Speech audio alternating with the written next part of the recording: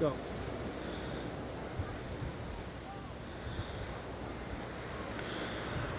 I'm just taking a look up behind me. Oh, this is part 4, by the way.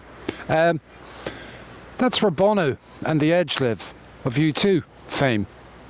I wonder if they're now going to need visas to go to the UK to do their concert tours. Interesting. I assume they have thought of all of these things. But that brings me on to something which Bono and The Edge will probably never suffer from. And that is the undocumented in the UK.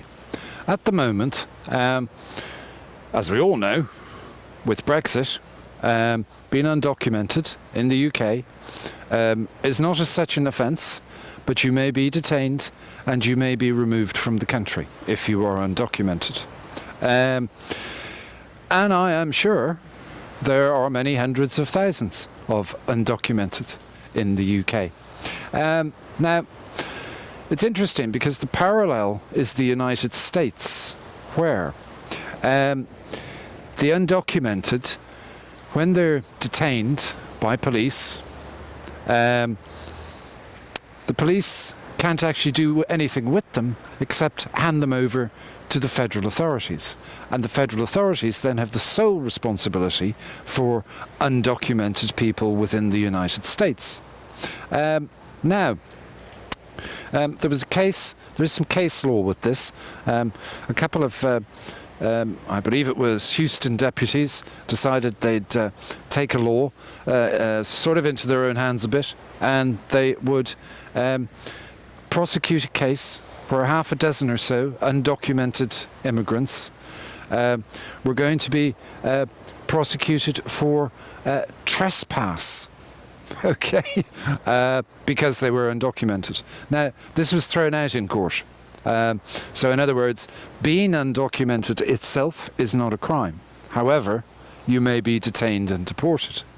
Now, I'm going to assume there are a large number of European Union citizens who may be undocumented in the UK. So, after Brexit, what's going to happen to them? You see, you now have to apply for this settled status, which undocumented European Union citizens wouldn't be able to do. So it leaves them in a bit of a pickle, really. I know there are quite a few European Unions who would be in the UK and would be undocumented.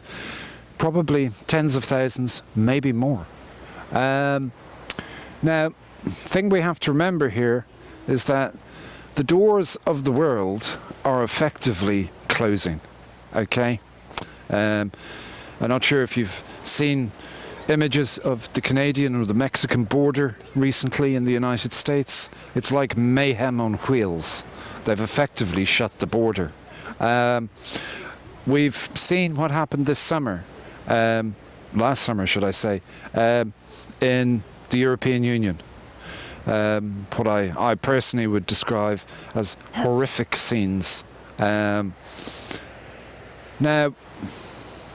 the question is, does the UK want the same scenario whereby they shut their borders or they keep them open? Theresa May has said something quite hopeful, and that is, she has said she wants the current border between the Republic of Ireland and Northern Ireland to remain the same. Now, she has qualified this by saying it as the same as possible. So obviously some changes are coming up there. Now, the last time we had a hard border, there was effectively a civil war going on. That was back in the 60s, 70s. Since then, we haven't really had a hard border. So, I suppose we just have to pray that not only illegal immigrants will be dealt with in a way that is civilized, such as the European Union has tried to do, but also that the undocumented are dealt with in a way that is civilized as well. It's a bit like being in a tunnel with no light, and you're sitting in a murky black pool of water. You have absolutely no idea of what's going to happen. You've no idea of where you're going, and you've no idea what you're going to do to get out of it. It's just what I would call an unmitigated mess. So I hope it gets cleared up very quickly. Thank you very much.